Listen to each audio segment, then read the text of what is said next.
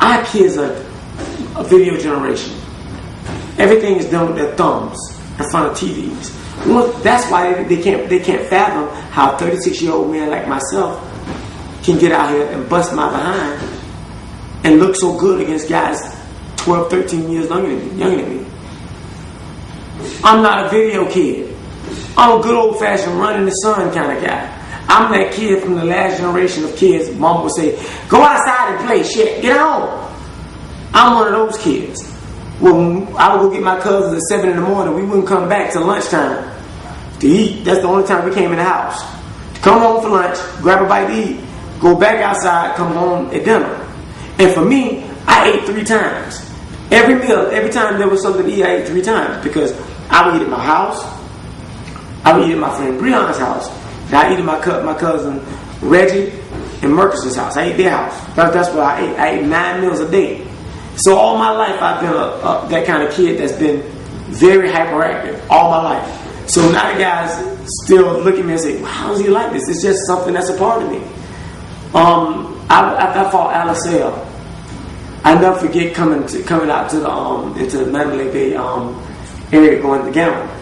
And Malik Scott said, Nate, you all energetic and spry and hoppy, he just fought. I was all bouncing, popping off the walls. Like, God damn, you hyper. I'm like, this is what I've always been. And I gambled all night long. And everybody's like, did you do this? I'm like, this just me. I can't be anything else. I'm hyper. I was a hyper kid. You know, I was that kid that the teacher would say not do something, I would do it 10 times before she caught me because I was hyper. I've always been that way.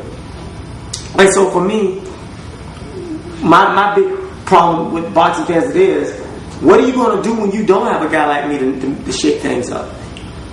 That stands up on your behalf and says, bullshit. What you going to do? Because when everybody's going along with the status quo, you stop. I'm going against the grain at the peril of my own wallet. You got to love me.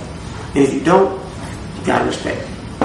Absolutely. You've been described as a sort of a throwback fighter.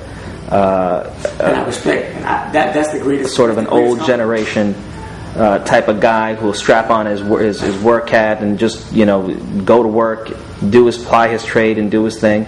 Whereas a lot of these guys now seem to be pampered. Yeah, absolutely. They're propped up by the networks.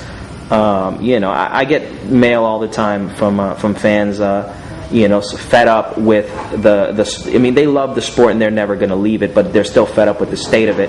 Writers are also, I think, fed up with the state of it. We cover the sport, but at the same time, we're fans of the sport. We grew up loving the sport, which is why we cover the sport. Right, because you could be covering basketball and make money, or football, or baseball, soccer, anything, wrestling, anything. Right now would be better than being a boxing writer, because all you guys get is like, you get the WTF questions. What's this fight? I love what I do, but for me, there was one fighter growing up that stood out more to me than any other fighter because of his work ethic. Marvin Hagler. Somebody once said that Marvin Hagler would go into training and it would be a spiritual experience. So when I come into this gym, with my boots tied up tight and my best headgear and the good cup, not the one I bought a brand new cup and it didn't work right for me. So I went and got my good cup, as I said. I put my good cup on the other day and I sparred better, I worked better. Because I want to be like Marvin Hagler. I don't want to be remembered like him. And I had the honor of going to the Hall of Fame this year. I met him years ago when I was 7-0. Then I met him again. Saw him again up in Kansas. Don't even remember me. And that was a great honor for me, for the champ to remember me. And I think I have the same photo with him now as I did then. And I was just as giddy as I was then.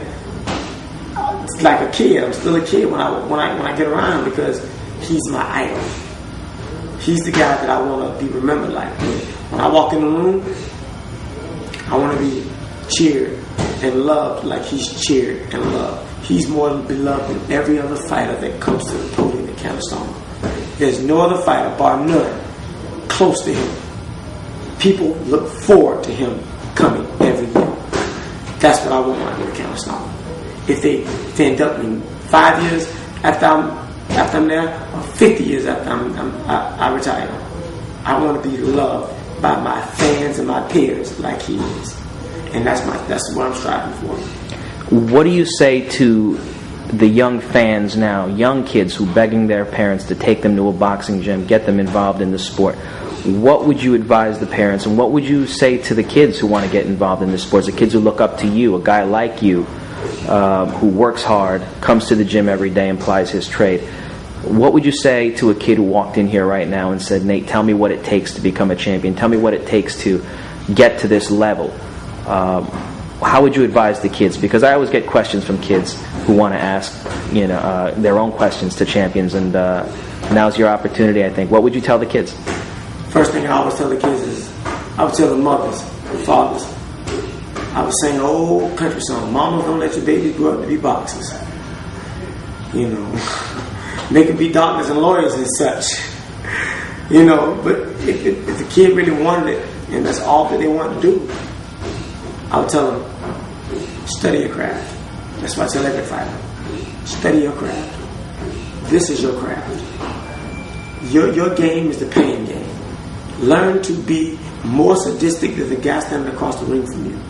Better skilled, smarter, more equipped to deal with pain than the guy standing across the ring from you. Be all that you can be, and as vengeful as possible. For everything he does to you, do it back to him twice. But remember to be one thing. Be a sportsman. And somebody said, how can you do that? Because in this game, all is fair until the referee says it's not. And a lot of people don't understand that. Anything you can get away with, you get away with it twice until the referee says it's wrong. And that's what I was taught by an old trainer by the name of Doc Williams, Charlie Doc Williams. And I want to tell somebody this. A lot of people said, I love that old guy so much. Why do I talk about Charlie Doc Williams so much? Doc Williams was a special guy. Me and Angelo Dundee had a long conversation about him. Charlie Doc Williams had a bad right leg. It was bad his whole life. Had to walk with him. He fought Archie Moore 3 times. He lost 3 times. But he fought him 3 times, and he dropped Archie on a couple occasions. But he beat Charlie Burley. And for that one reason alone, when he told me, you fight a lot like Charlie Burley, I want a throwback fighter. I didn't know what he was talking about until I saw some tapes of Charlie Burley. I'm like, I do kind of fight like him. I do. There's a little bit. And I never saw him fight. And he said Ray Robinson wouldn't fight Charlie. Never would fight him. Stayed away from him. Refused to fight him. And you got a lot of old school fighters from up in the north that call Ray Robinson a punk because of that. A lot of old school trainers. And a lot of people don't know that. Charlie Burley's in the Hall of Fame. He was never world champion. Go figure. He was that good. And my trainer, Doc Williams, beat him. He has the record to prove it. He beat Charlie Burley. Which goes to the saying that, the belt doesn't make the fighter makes the belt. Right. But also, at the same time, I love those old throwback kind of guys because that's all I know. That's all I know. You can't expect me to know this pretty cute style they have out now, which I do know, but I don't like. I like the good old-fashioned, get out there and do your thing, boy. Make the people love it. You're an entertainer. Make them leave the arena feeling like they've been entertained. I can go out there and stink to another, be as cute as the next guy. Pops, Figueroa told me that they said, man, I hate sparring you because you're just so relaxed and calm in the pocket. Catch, wop, wop, catch. Because that's the way that I've been